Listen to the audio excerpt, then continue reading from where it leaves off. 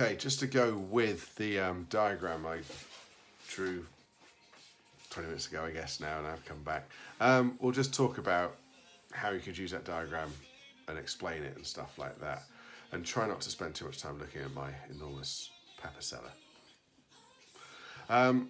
So as students, looking at what the examiner said, the weaker level students didn't impress examiners because they simply used rote learning diagrams. And some of you guys do this when we're doing the diagram stuff, where you literally have a punched it, you pretty much get the diagram, but in reality you have no idea what it's for and why you've drawn it. It's just the fact that I've said, can you draw a Monopoly diagram? And you can do it. What you need to do, or rather as they say, the very best candidates are those able to adapt a diagram. So you know the Monopoly diagram, but you don't know what to do with it. So you do it as we showed you in the previous little video, and then you adapt it by putting a maximum price. And that is what the better students do. They know a Monopoly diagram, but then they tweak it so that it's relevant for a particular question. Now, you're not going to get points alone for just whacking in the diagram. You need to sort of show a chain of reasoning. And so once you've drawn a diagram, you've got to explain these things that, you put the price where it is, because for this price cap to be effective, ignoring political agendas and something else that I mentioned in a moment, this new price needs to be below the market price to be effective.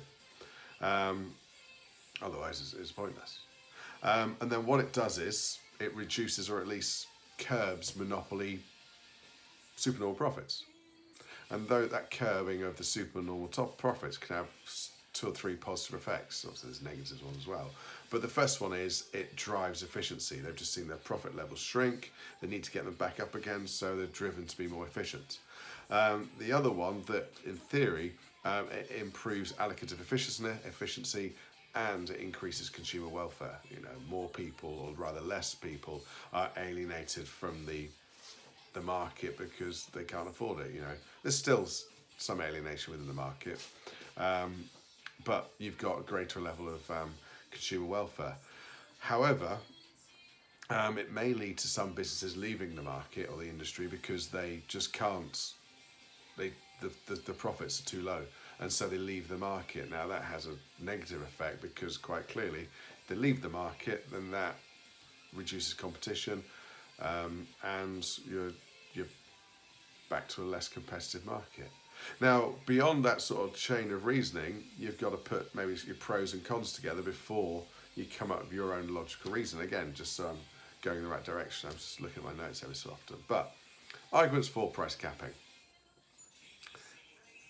It stops firms from making excessive profits at the cost of the consumer. I would argue that the railway industry abuses, whatever language you want to use, its consumer, its customer, and to that level, it makes huge profits through subsidies as well, and it argues that it doesn't have the capital to actually maintain the system as much as it wants. They would need to increase prices further, or get more money off the government in the form of subsidies to make the infrastructure more profitable. Not more profitable. That's them. To make the infrastructure better. It cuts real prices for householders, and so those people have more disposable income, and thus they can go out in the economy and spend, and you could argue that would shift outward aggregate demand and stuff like that to be positive for the economy. But it also affects industry as well positive, because if it is the fuel industry, as in gas and electricity, it reduces their average costs, and that makes smaller firms more likely to survive or achieve greater profits. Thirdly, it forces or stimulates productive efficiency, because of lower costs are needed to allow the business to thrive and survive and to regenerate those previously glorious supernormal profits. And then sort of the fourth one would be, at a macro level, if you can cap prices within an industry, especially something where large chunks of people's incomes are being spent on it, YED, then you can actually impact positively inflation.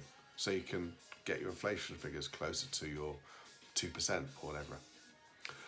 The counter argument would be, now I've said a couple of these things, And, my viewpoint, if you make it less achievable or less likely or impossible for firms to charge prices based on MC equals MR, i.e. high prices, then they're not going to go for efficiency drives and, to innovate and new technologies and so forth. They just sack a bucket of people. And thus, that contradicts what I just said, number 4, about one of the pros. You've got, well, it contradicts it, but you've got low inflation but high unemployment because of this issue. And so one policy or target contradicts the other one. Nice simple argument. You're messing around with the price mechanism. Government failure, market failure, government failure. You get the idea. This is the argument about anyone that's in the government. You don't know what you're doing. You don't have the information. You're just crap. Why are you bothering? They might not have the right information. They might set the price at the wrong level. It might be above market price. And if it's based on now, future predictions could be wrong. Leave it to the market. You don't know what you're doing. You'll just distort the market and make things worse. And then 4th, and this is again sort of going around circle. I just sort of mentioned the railway industry. They don't have a price cap per se, but they have a price increase cap. So they're allowed to increase prices by inflation plus a percent or whatever it is each year. And they argue that that makes it less likely or harder for them to do capital investment projects. And so, essentially, we suffer as consumers because of that lack of capital investment. Yeah. We talked about this, the fact that I rarely use the train, and last time I used a train it was going into London, and I don't know, I paid 85 quid and I sat on the floor by the shitter for 3 hours or whatever it was. That's not it's not to the benefit of the consumer. And they would argue that the government interference is causing that problem. If you left the industry alone, they would be able to charge the prices that they require to generate the income that would allow them to invest in that capital expenditure and to make the infrastructure better. Like the water company up the road, whose water's been pouring out into the road for like 2 weeks. They would argue that they haven't got the capital to put into the infrastructure. And so they've got an aged infrastructure that needs millions of pounds of investment, but they're restricted by government pricing policies as to what they can charge, and as such, they're just patching where they go. And if they could allow it to the free market, then they'd be able to use monies to make the infrastructure stronger. But then again, you could link that into the fact that I would argue that in the UK, well, globally, that water is a necessity, and we are relatively price inelastic when it comes to these things. We just have torrid prices, and then they would abuse the consumer. So that's the diagram, that's the explanation. I'll talk about a couple of other things later on, but I think that'll do for the moment.